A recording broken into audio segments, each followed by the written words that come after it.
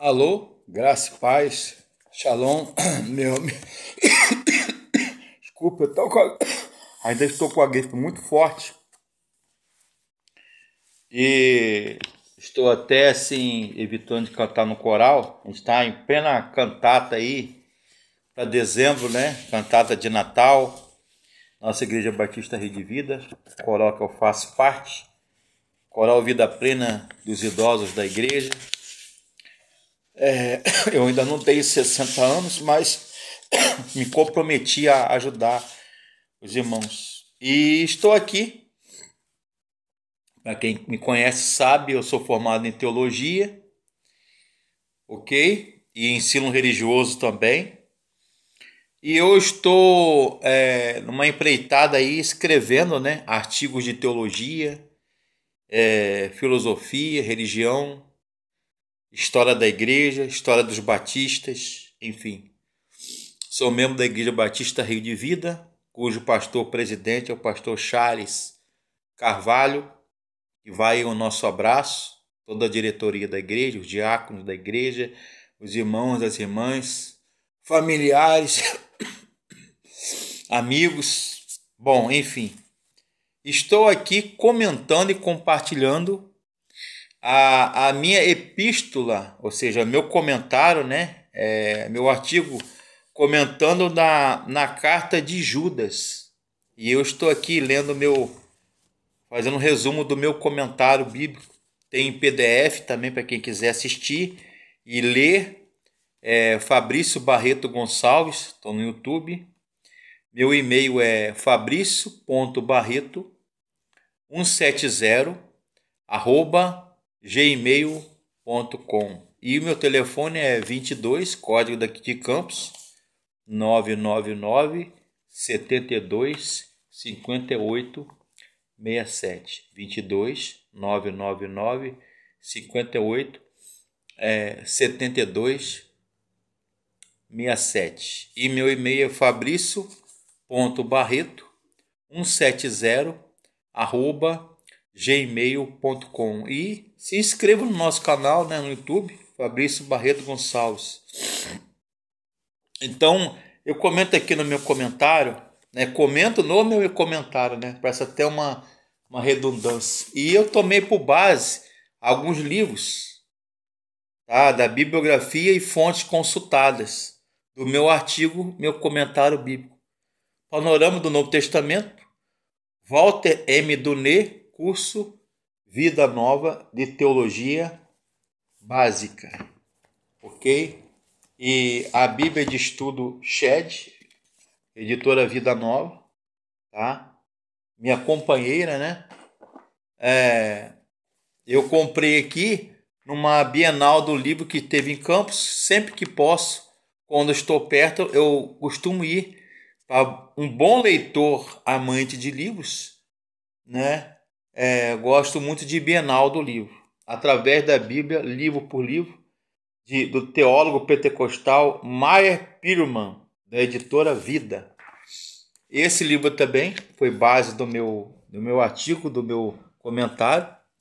Lendo a Bíblia, livro por livro, de William H. Marty e Boyd Sivers, da editora Vida Nova. Tenho eles em PDF também, tá? Para quem quiser ler e acompanhar. Esse dispensa comentários.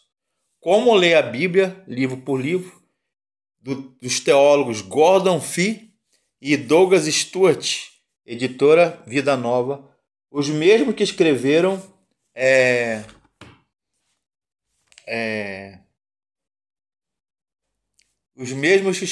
o best-seller Entendes o que lês. Entendes o que lês, né? Gordon Fee e Douglas Stuart. Além de vários comentários bíblicos aqui. Então, eu comento aqui Judas, né? O nome dele em hebraico é Yehudá, louvor ou adoração, né? Irmão do Senhor. E ele se identifica como Judas, servo, né? Vem do grego doulos, ou doulos, servo, escravo de Jesus Cristo. irmão de Tiago. Provavelmente, segundo estudiosos, Judas era irmão, meio irmão, né? Sendo mais preciso, era meio irmão de Jesus e de Tiago. E Judas era um nome muito comum no primeiro século, né? Na época de Jesus, da época de Paulo, né? Havia vários, ou pelo menos 5, comenta aqui no meu artigo, 5, né, ou 6 Judas no Novo Testamento. Esse aqui é o irmão de Tiago e irmão de Jesus. E os destinatários, no versículo 3, vemos que o autor era familiar aos leitores, mas não encontramos nenhuma informação suficiente para informar quem eram e onde eles viviam. As únicas características descritas são as espirituais, no verso 1.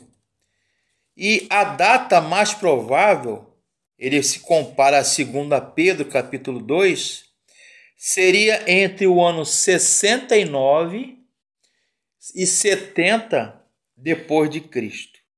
O propósito da carta de Judas, eu comento aqui no meu artigo, no meu comentário, né? Judas, ele é bem prático, é uma carta pastoral, é uma epístola pastoral, doutrinária, mas nem tanto, mas ela é exortativa. E ele pensava em escrever um tratado sobre fé, mas Judas se viu forçado a escrever sob uma emergência da vida de seus leitores.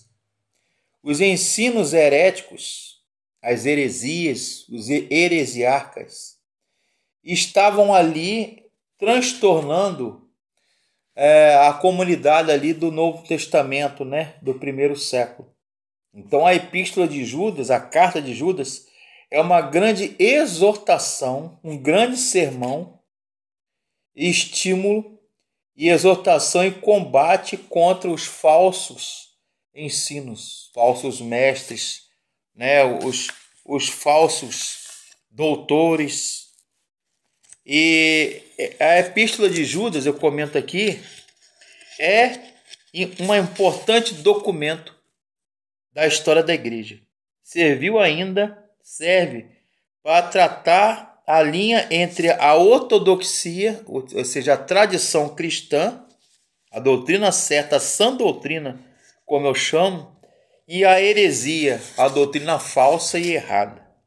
O livro de Judas nos desafia a estabelecer uma relação entre profissão de fé e prática. Ela é de vital importância que a igreja assuma esse desafio em nossos dias. Comenta aqui. Então, Judas quem é e quem escreveu? Não confundir Judas Iscariotes, né?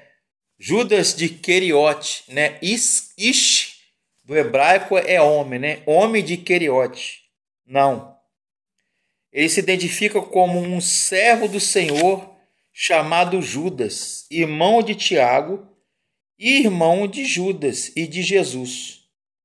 João 7, versículo 5, Atos 1, 14. Para quem foi endereçada? Para quem Judas escreveu? Judas capítulo 1, parte B. Só tem um capítulo, né? Seus leitores deviam ser predominantemente cristãos judeus. Sabe-se com certeza que estavam sendo perseguidos por falsos mestres e falsas doutrinas anticristãs. Ele começa a falar chamados, amados em Deus Pai, guardados em Jesus Cristo. Essa frase ecoa o ensinamento de Jesus sobre a preservação dos crentes. João 10, 27 a 28 e João 6, de 37 a 44. A salvação que Deus proveu aos seus filhos é acompanhada de bênçãos, 3 das quais são mencionadas por Judas. Capítulo 1, verso 2. Misericórdia, paz e amor. Misericórdia, paz e amor. Misericórdia para lembrar que diariamente o cristão tem necessidade dela. Paz, comentando aqui meu artigo, né? Meu comentário de Judas, fui eu que escrevi, tá, irmãos? Que decorre do conhecimento, paz que decorre do conhecimento, né? A shalom, que os pecados lhe foram perdoados. No caso aqui, a palavra paz no Novo Testamento é eirene, né? Amor, né? Ágape. Ou em hebraico, no Velho Testamento, amor é Hesed, Chesed. Porque Deus abençoa os crentes com constantes manifestações do seu amor. Romanos 5, verso 5 e Efésios 2, 4. E todas essas bênçãos vos sejam multiplicadas, está no texto, e sejam acrescentadas muitas vezes. Bom, o propósito da epístola de Judas, ou carta de Judas, comentando aqui meu artigo, tá? Compartilhando com vocês. Curtam o nosso canal. Se vocês quiserem em PDF, tá? Quiser imprimir para ler em casa ou fazer estudo, foi feito com muito carinho, cuidado, com afinco, com detalhes. Eu comento, é um panorama bíblico do Novo Testamento. Comentando aqui a epístola ou carta de Judas, Novo Testamento, irmão do Senhor Jesus e irmão de Tiago, tá? Judas não apenas trata do amor ou de amor, mas o demonstra na convivência afetuosa, nas advertências e repreensões severas de um pastor dirigindo-se às ovelhas. A sua intenção inicial era exortar os cristãos a batalharem diligentemente pela fé, que uma vez por todas foi entregue aos santos, ou seja, hagios, né, aos crentes. O aviso de Judas não é hipotético, pois os falsos mestres realmente estavam presentes. Certos indivíduos, versículo 4, parte A, que se infiltraram nas igrejas com dissimulação. Desde que os tempos mais primitivos, Deus tem prometido julgar os apóstatas. O que é um apóstata? Bíblica e teologicamente. Um apóstata é aquele que desertou, que abandonou, que virou as costas para a sã doutrina, para o evangelho, para o reino e para Deus. É aquele que se afastou de Deus ou de uma religião. A palavra apóstata ou apostasia vem do grego apostasion, que quer dizer abandonar, desertar da fé de uma doutrina bíblica e teológica. Ok? Amém? Então, eles se apostataram da fé. E a característica de Judas é que ele denuncia e exorta que os mestres, os falsos mestres e falsos doutores estavam ensinando uma doutrina que não era a doutrina que os apóstolos que Jesus pregaram e viveram e até morreram por ela, a sã doutrina ou o verdadeiro evangelho. Trocaram a liberdade por libertinagem e usavam a liberdade, a graça, como permissão para pecar. Ocorre, irmãos, que eu comento aqui no meu artigo, no meu comentário, que viver em graça não é um passaporte ou um salvo-conduto para viver no pecado, na licenciosidade, na promiscuidade, na pornografia, na libertinagem, na sacanagem. Desculpa aí a expressão. Não. Viver em graça tem a ver com responsabilidade. Liberdade com responsabilidade. Uma conduta depravada e uma doutrina distorcida. Eles recusavam-se a reconhecer a soberania de Cristo, a divindade e deidade de Jesus, né? Não o reconhecem como divino, mestre e senhor, nem o homem como filho de Deus e salvador. Então, os mestres gnósticos, os mestres ebionitas, os nicolaítas, os herodianos e outras seitas que haviam no Novo Testamento estavam negando, judaizantes também, estavam negando a Jesus divino, Jesus Deus e Jesus homem. Então, eram doutrinas anticristãs que estavam pervertendo o verdadeiro evangelho, né? Os apóstatas, os anjos apóstatas, os gentios apóstatas, né? E ele fala aqui também, Judas introduz, isso é no versículo 11, capítulo 1. Judas introduz a citação de 3 personagens com a expressão ai deles, entre aspas, a fim de mostrar que uma sentença pesada cairia sobre os falsos mestres, falsos pastores e falsos doutores. Ele usa o exemplo de Caim, Judas, verso 11, protótipo daqueles, paradigma daqueles que se afastam da verdade divina. Foi o primeiro filho de Adão e Eva, Caim. Ele até chama o caminho de Caim. Foi a rejeição da salvação por meio do sangue e a tentativa de agradar a Deus com esforços humanos. Por inveja matou seu irmão Abel, pelo que foi amaldiçoado, né? Verso 11. Outro exemplo, Balaão. O erro de Balaão foi a ganância e a transformação do serviço a Deus em negócio, como está lá em Números 22 e 2 Pedro 2, de 15 a 16. Ele usa a expressão caminho de Balaão. Tornou-se um profeta mercenário, ou seja, pago, né? Levando os homens de Israel a pecarem com as filhas de Moabe, os moabitas. Números 25, de 1 a 5. Ele usa o terceiro exemplo de apóstatas do passado, Corá ou Coré. Judas 1:11, parte C.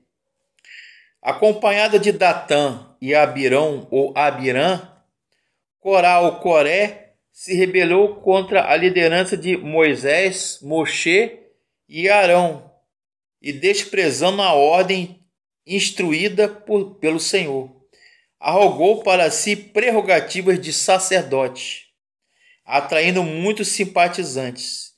Os insubordinados foram tragados vivos pela terra. Números 16, 31 a 35. Realmente, irmãos, eu comento aqui no meu artigo, no meu comentário sobre Judas.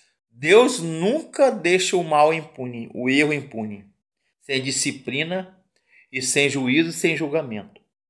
E assim Deus demonstrou o seu imenso desprazer contra homens que se rebelam, né?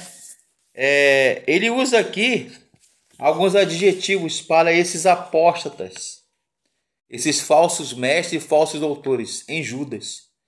Sonhadores alucinados, impuros, insubordinados, tudo no versículo 8, capítulo 1 de Judas.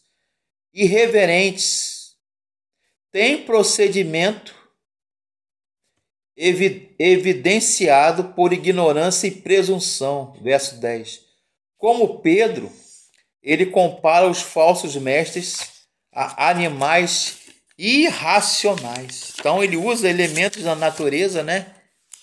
Por exemplo, nuvens sem água, árvores sem fruto, ondas bravias do mar, estrelas errantes. Verso 12 e 13 de Judas. Então, eles falam que Eles são murmuradores, descontentes, arrogantes, confusos, contaminados. Verso 23. Então nós concluímos que a epístola de Judas medita no final, nós chamamos de doxologia, ou seja, é uma bênção de grande beleza espiritual, um tributo e louvor e adoração àquele que tem todo o poder.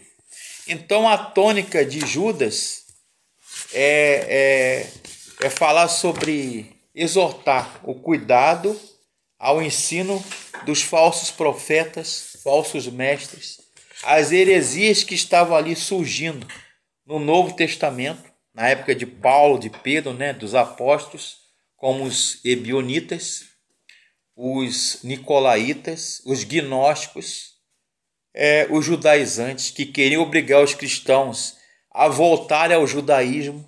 E Paulo fala contra isso. Todas as vezes que alguma igreja se surge e querem cantar em hebraico, falar em hebraico, orar em hebraico, usar a bandeira de Israel, usar o candelabro, o menorá, que os judeus aí, a estrela de Davi, de Salomão, enfim. Isso aí é judaizar. É cumprir a lei, cumprir o sábado, sabatismo, que fala. Isso aí Paulo denuncia na carta de Gálatas, na carta de Romanos, na carta aos Efésios. E o escritor aos Hebreus, eu não posso afirmar que foi Paulo, porque nenhum teólogo, por mais estudioso, conseguiu afirmar que Paulo escreveu a carta aos Hebreus. Embora alguns pais da igreja, como Agostinho, como outros aí, alguns teólogos medievais, e até Lutero, Martinho Lutero, afirmaram que Paulo escreveu Hebreus, mas eu não me atrevo a isso não.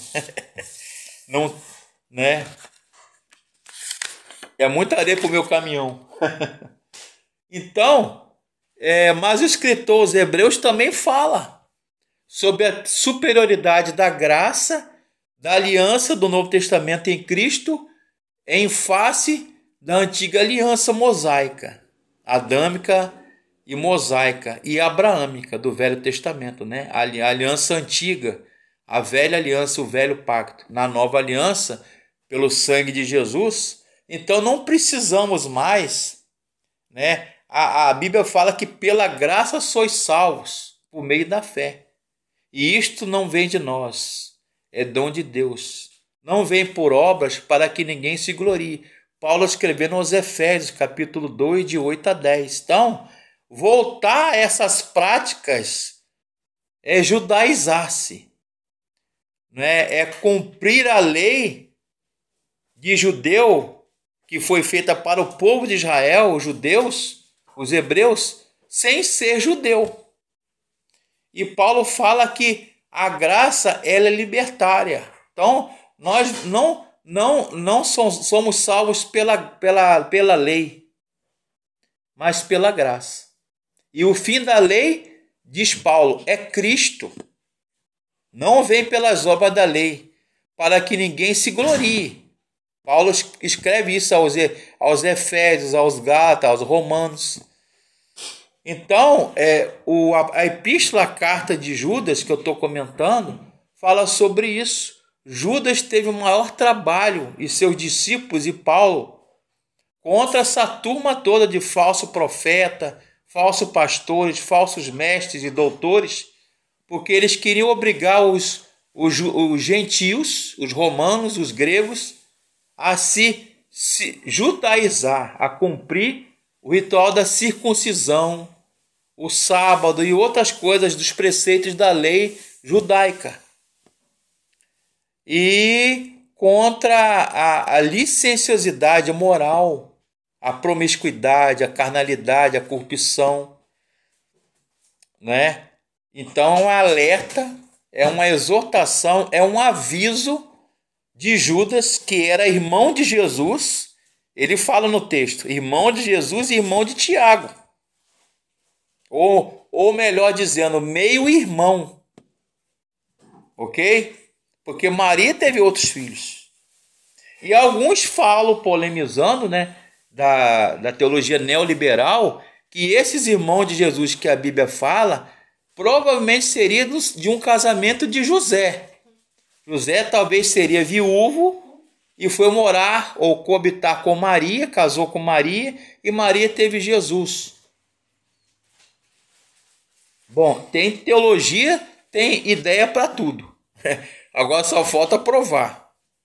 Até eu entendo, Judas, assim como Tiago, assim como ele teve irmãs também, Jesus. Então Tiago, que é irmão de Jesus, Judas, irmão de Jesus, que foi quem escreveu essa carta aí no primeiro século, provavelmente no ano 69 ou 70, pouco antes da destruição de Jerusalém do templo pelo general Múmius, né? Que general Tito, que foi lá, invadiu Jerusalém, invadiu Judá, invadiu a Palestina, destruiu o templo, destruiu o palácio real, queimou as casas, os muros da cidade, que até hoje existe lá fontes, né, arqueológicas, muros queimados, ruas queimadas, tijolos queimados do ano 70, que corrobora na história, na arqueologia, o que a Bíblia diz. Boa noite.